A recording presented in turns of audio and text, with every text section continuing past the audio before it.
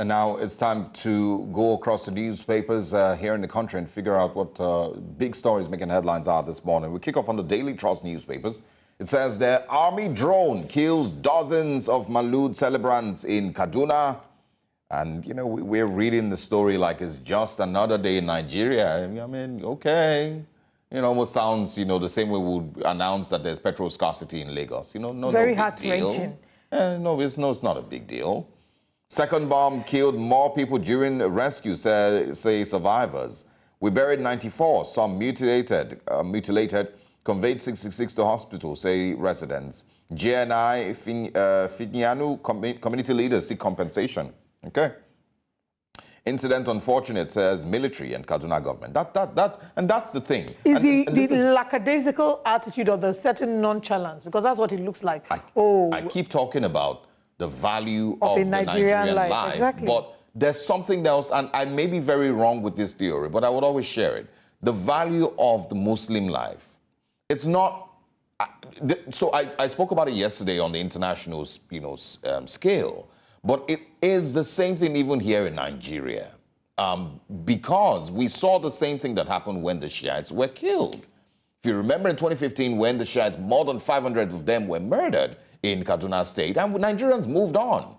It's pretty much the same thing that happens when these things happen in the north. And quick assignment that I want everyone to do this morning, if you can, simply pick up your phone and Google NAF mistakenly bombs. Don't go further than that. Just Google those 3 words, NAF mistakenly bombs. Oh, there are a number of them. There is a ton of them. And you are seeing numbers, dozens of people, 80, 17, 23. In 2017, the round bombing is the one that is still fresh in my memory. It was 150 people, I think, that were killed that day. We moved on. We don't have answers, to what exactly happened. Anyway, let's bring in our guest this morning. We're joined by Bode Gbadebo. He's the online editor for Leadership Newspapers. Good morning. Thank you very much for joining us. And we're hoping you can weigh in on the conversation as regards the bombing of Nigerians, of civilians, mistaken killing of civilians. Well, News Central and your African audience, good morning to you there in the studio. Yeah, it's a very, very sad development, given the fact that this is not even happening for the first time. It has been happening. And I think there is a particular newspaper this morning which did a kind of a compilation as to the number of Nigerians killed so far by this kind of costly mistake by the military. I think the newspaper put the figure a little above 400 lives lost so far. So this kind of incidents in Borno State, Nasarawa State, and now the latest one in Kaduna in the last 2 days. So it's a very, very sad situation. But then, the military was actually on national duty, trying to defend our territorial integrity, trying to protect us and make sure that we remain one corporate entity. In the course of doing this, something, unintended happened. And I think this is more reason why the military should launch an investigation. The government should make sure that there is an investigation to find out whether there was a criminal negligence. If there was a criminal negligence, there must be punishment so that it will stop further occurrence, because we cannot continue like this. And, I heard you talking about the value of human life and whether someone actually reduce it to value of a Muslim life, which is very, very unfortunate. People who died are Nigerians, they are human beings. So their religion does not matter. What is important is that they are human beings and they lost their life in a very, very unfortunate situation. So for me, it's one mistake too many, but should not continue. So there should be investigation to know whether there was a criminal negligence, so that people who committed that should pay for it. Then government should make sure that it's moving immediately to provide succor to the victims.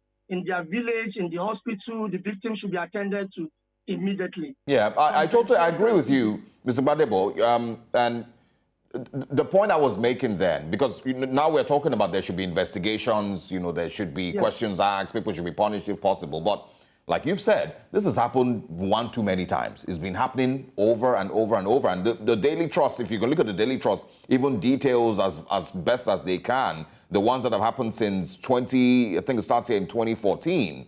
But I'm sure that there's even more than that. And these figures maybe aren't really exact.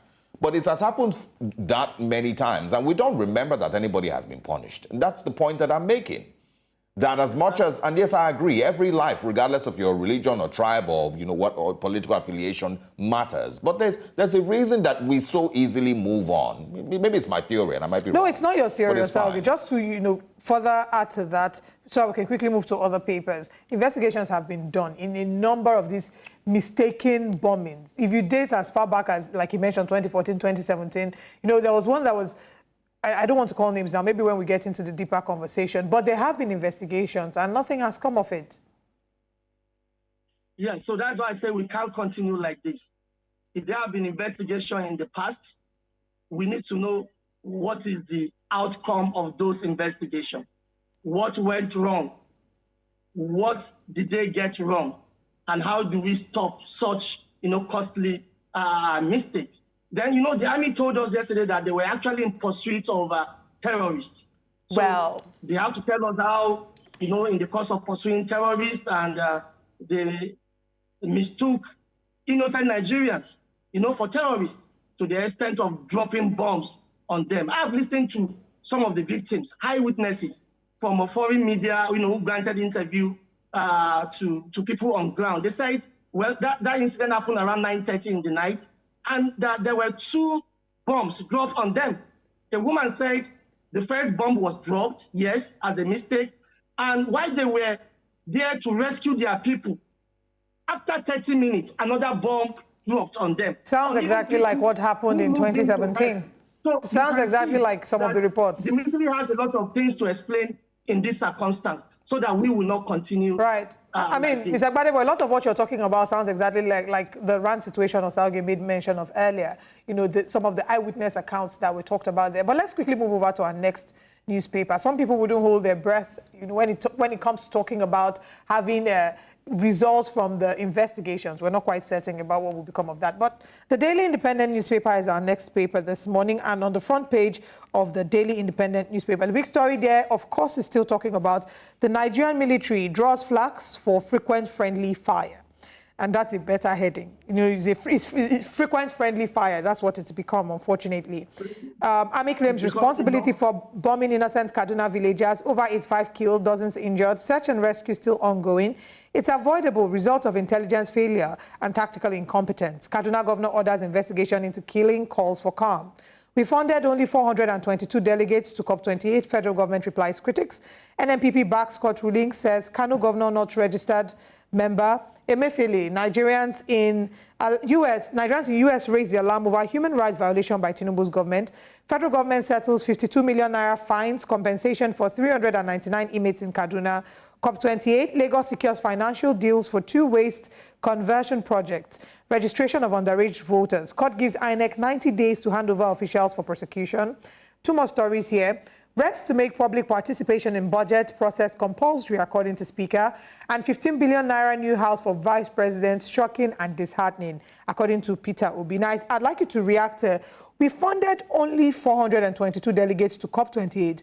Federal government replies critics. I'm sure you've been following the update on COP28 and the reactions by Nigerians over the alleged over 1,000, but now they've come to debunk that, to say they funded only 422. Did we need 422 people to attend COP28? Do you see the value in that? All right.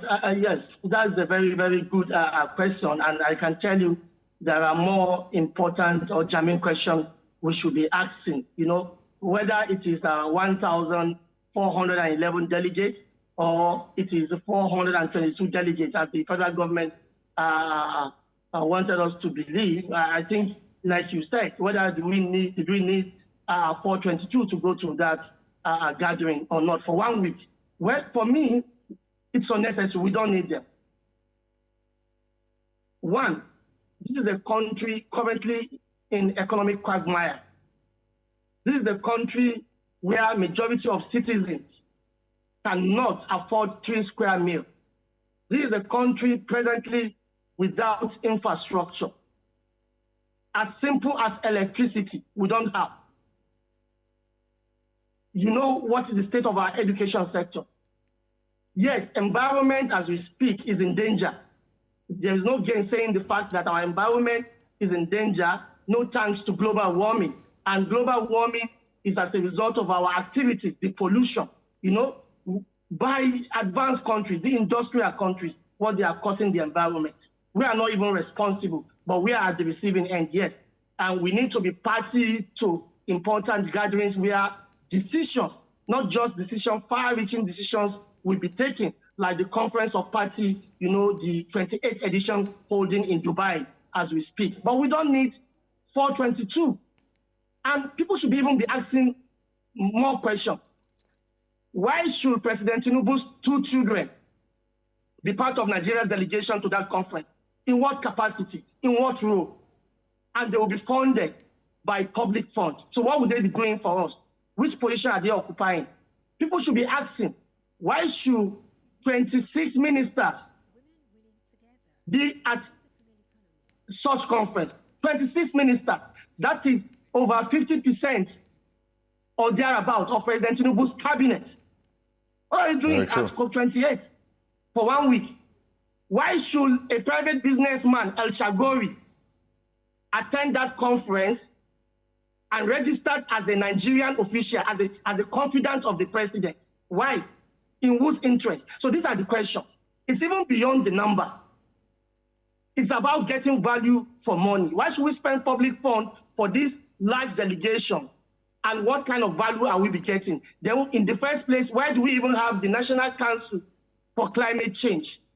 We have a whole council created with a chief executive officer for climate change. Right. That council is enough to represent the interests of Nigeria at short gathering. Look at the US.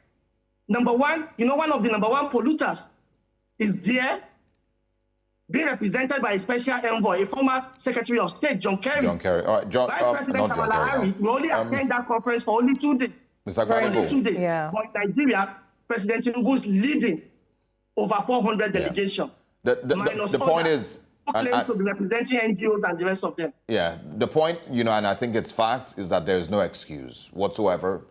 There's no way to defend this. Bode, exactly. Thank you very much. It's indefensible. Yeah, absolutely. Thank you very much for your time this morning. We're out of time, you know, for newspaper review. We always enjoy your views. Thank you very much for joining us. Look forward to seeing you again.